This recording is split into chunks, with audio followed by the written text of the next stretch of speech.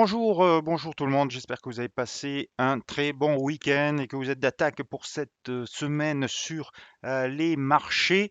Une semaine qui commence par du calme puisque c'est Martin Luther King's Day aux États-Unis, jour férié, donc un marché qui risque d'être un petit peu tranquille aujourd'hui. Ce matin, on a quand même eu une baisse surprise des taux de la Banque de Chine suite à des PIB du quatrième trimestre qui étaient un peu moins bons.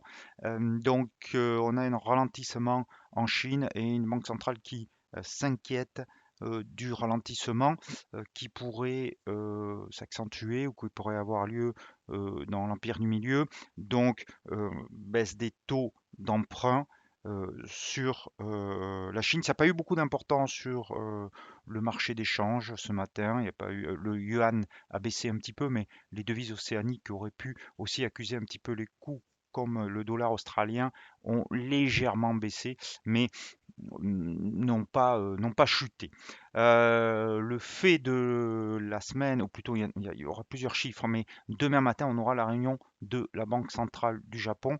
Bien sûr, on n'attend rien puisque la Banque du Japon est une des banques centrales les plus accommodantes parmi les grandes banques centrales.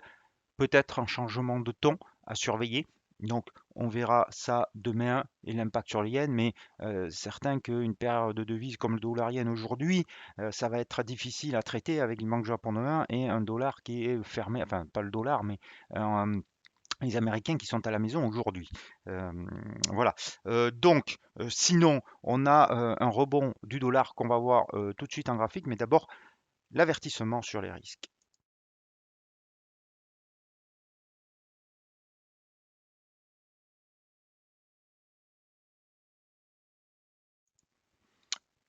Alors, là, petit problème d'image. Hop, mais vous inquiétez pas, ça va être très vite résolu. Ici, voilà. Vous avez à l'écran l'indice dollar en horizon de temps quotidien.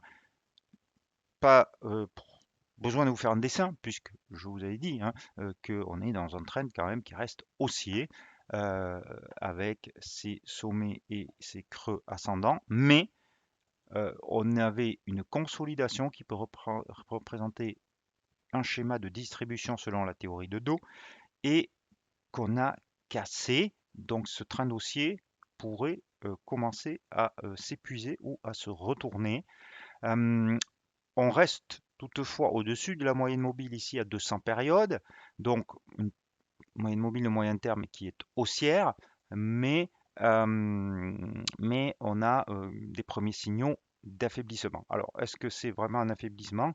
Vous voyez ici cette cassure nette du rectangle qui a rejoint une droite de polarité ancienne résistance ici une fois, deux fois, trois fois, qui devient support sur 94,50 et qui a permis, pour l'instant, qui a permis un rebond. Donc vraisemblablement, tant que cette résistance tient, on est plutôt dans une consolidation, une correction. On pourrait même tracer les ratios de Fibonacci pour voir où se situe. Alors celui-là, le 23,2, c'est pas la peine de le regarder parce que il n'est pas tellement scruté. Mais si on fait ça comme ça, vous voyez que il peut y avoir encore un petit peu de place jusqu'à. Enfin, on pourrait assister à un retracement plus profond. Alors, comment le gérer et qu'est-ce qui va nous dire que c'est terminé ou pas. Alors pour l'instant, l'hypothèse, ça serait quand même d'aller plus bas, pourquoi pas vers la moyenne mobile à 200 périodes, qui correspond à peu près au 30, qui va correspondre bientôt au 38,2, donc au moins à aller sur ce niveau, et on aurait une phase en ABC. Donc une première vague A ici, qui a rejoint le premier support, un rebond qui reviendrait tester le bas du rectangle sans le franchir, et une troisième vague, boum, qui viendrait sur 38,2. Alors bien sûr, c'est une hypothèse de travail et cette hypothèse serait infirmée, serait invalidée si on revenait dans le rectangle. Donc, qu'est-ce qu'on va faire? C'est regarder ici le comportement, l'action des prix au contact de ce rectangle. C'est toujours l'action des prix qui dicte le comportement du marché.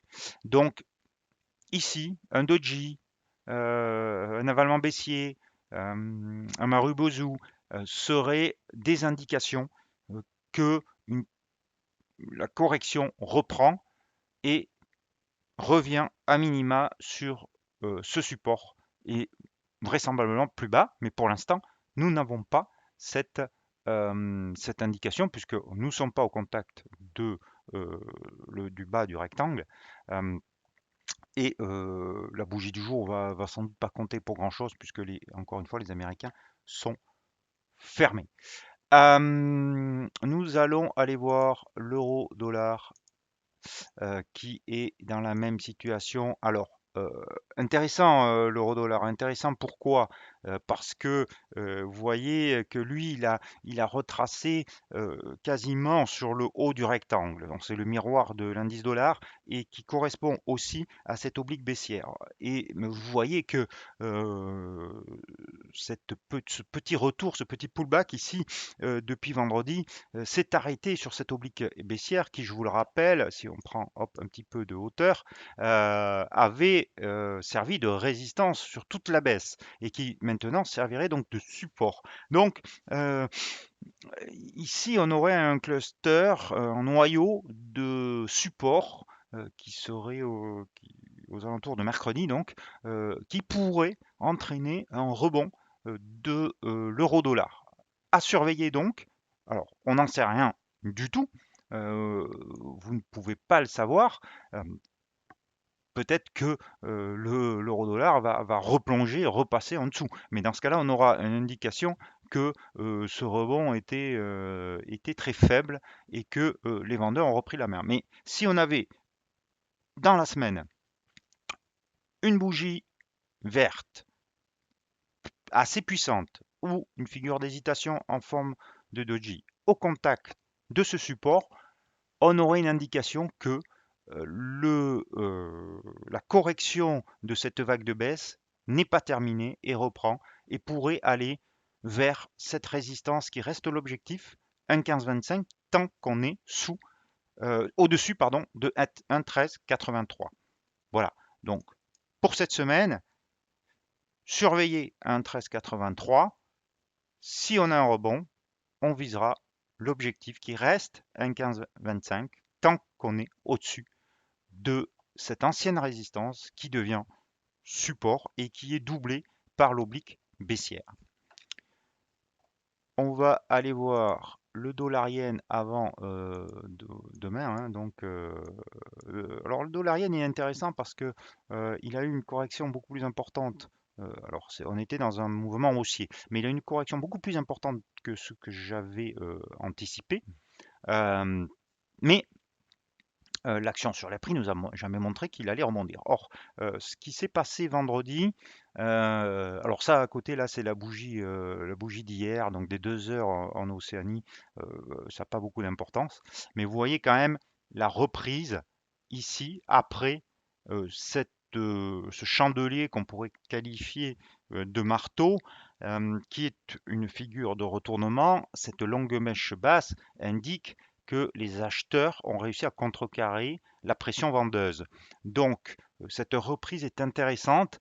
Maintenant, elle suffirait presque à passer à l'achat, cette configuration ici, si on clôturait là ce soir. Maintenant, avec une banque du Japon demain, c'est pas recommandé de se positionner à l'achat avant. On ne sait jamais ce que les Japonais vont dire, surtout que apparemment il y a un débat quand même au sein de la Banque du Japon par rapport à l'inflation. Donc, donc on ne peut pas se placer, mais on peut observer que si demain la Banque du Japon il n'y avait pas de réaction du dollar yen après la Banque du Japon, on pourrait penser que la hausse pourrait reprendre en tout cas. Voilà. On va aller voir l'AUD USD ici parce que l'OSI qui a fait une magnifique étoile du soir avec un doji parfait ici. Vous le voyez, quasi parfait, et un peu plus bas, ce qu'on appelle un doji pierre tombale, enfin bon, peu importe. Sur un retracement de Fibonacci de 50%, avec une mèche qui s'arrête avant les 61,8% et la moyenne mobile à 200 périodes baissière. Donc, on pourrait avoir une reprise dans les prochains jours de la baisse. Alors là, clairement, quel serait le signal? Ça serait évidemment 0,72, allez, soit 0,7198, mais 0,72. Pourquoi? Parce que regardez, ici c'était le point bas de cette figure en trois chandeliers de retournement. Ici, ça a été aussi le point bas de la figure, donc une fois, deux fois, et ce matin, rebelote. Euh, en Australie lors de la séance asiatique. Donc ce niveau, s'il était cassé, pourrait donner lieu à une correction, à une reprise de la baisse qui prévalait avant ce rebond. Maintenant, encore une fois, on n'a pas cette indication et certainement qu'on l'aura que lorsque les Américains seront revenus demain. Alors, on a vu le dollar yen, on a vu l'euro-dollar pour la semaine, l'AUSSI et l'autre grosse devise, c'est bien sûr le câble. Le câble qui, alors lui est plutôt haussier quand même, hein, parce que ce rebond est assez spectaculaire. On était en zone de surachat, donc il est logique qu'on ait une correction. Cette correction n'est pas très profonde. Euh, et on n'a pas touché non plus cette grosse zone de support 1,3830, 1,40. Est-ce que c'est la fin de ce rebond aussi spectaculaire soit-il? C'est bien trop tôt pour le dire. Pour l'instant, on est juste sur un pullback et on pourrait avoir une accélération qui irait tester les 1,3830. On peut voir quand même qu'il est bien difficile pour le câble de dépasser cette moyenne mobile à 200 périodes. Ici, elle n'est pas du tout réussie. Ici, elle a réussi à clôturer une fois au-dessus, mais hop, deux fois, pardon, mais juste, et on revient en dessous. Donc, il faudra encore certainement attendre une clôture au-dessus de cette moyenne mobile à 200 périodes euh, pour avoir peut-être l'indication que les cours vont aller tester ces 1,38, 34. On va aller rapidement voir l'euro. Alors l'euro livre, il ne se passe pas grand-chose. On est quand même en train de repasser au-dessus de cette oblique du canal. On est en train de réintégrer le canal, mais la bougie du jour est bien sûr pas du tout terminée. Donc on va laisser de côté pour le moment. Mais effectivement, on pourrait réintégrer euh, ce canal. Ça ne veut pas dire que ça va repartir à la hausse, mais en tout cas, ça serait une indication que cette vague de baisse est quand même en train de s'épuiser. On va aller voir surtout l'euro suisse parce que, hop, ici, l'euro suisse qui lui aussi est en train, vous voyez, cette très très grosse vague de baisse qu'on est en train de corriger un petit peu, mais ce rebond, même s'il a été vif, hein, parce qu'en 4 séances, on a quand même repris beaucoup de chemin, euh, mais il s'est très vite épuisé.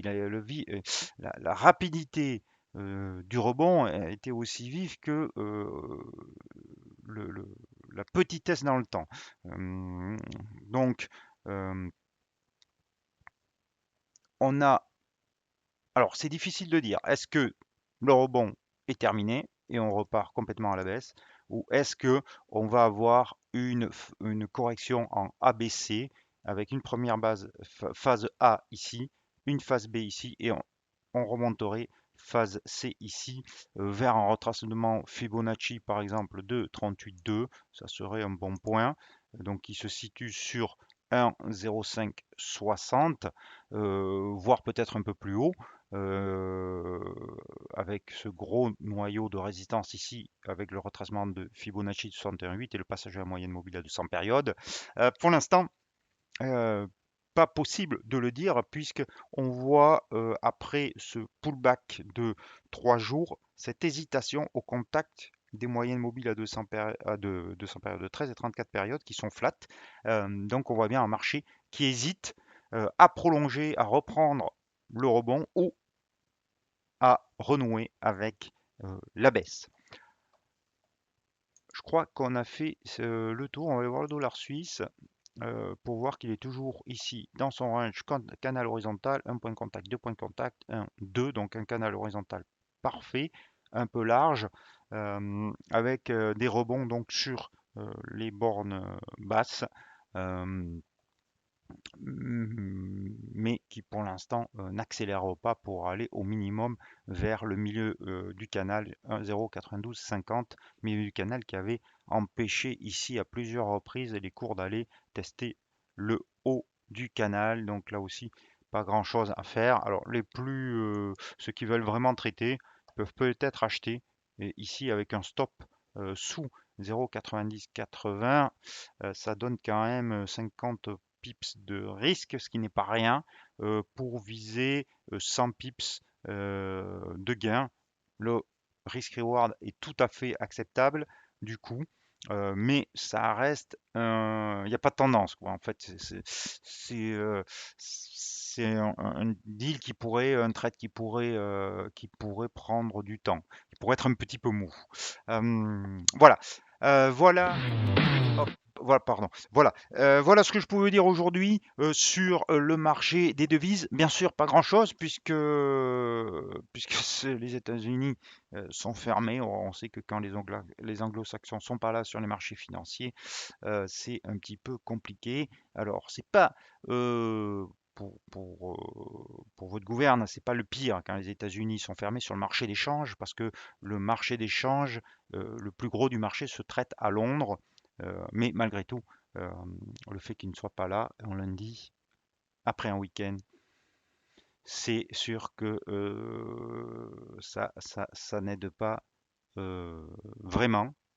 Sait-on jamais ce qui se peut se passer. C'est pour ça que ah non, j'ai oublié de vous parler, pardon, du dollar CAD. Oh là là là là là là là là. Dollar CAD, la tête-épaule sur le dollar CAD.